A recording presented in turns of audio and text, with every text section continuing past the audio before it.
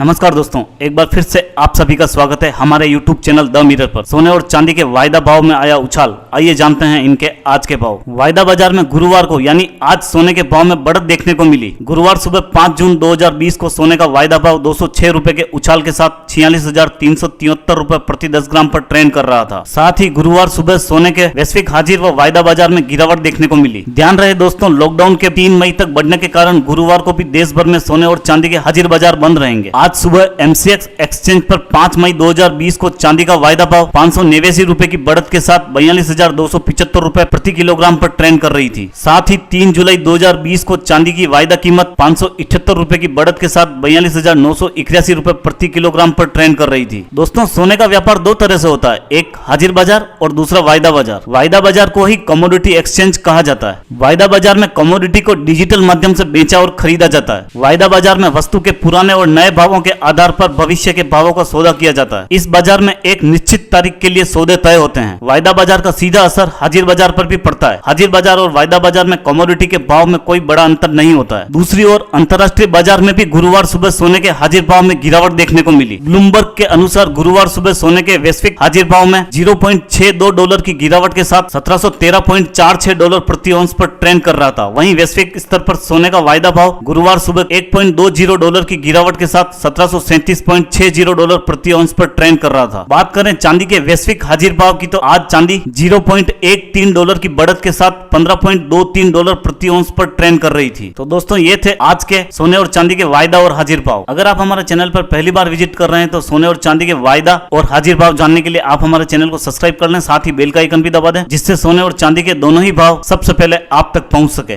धन्यवाद दोस्तों।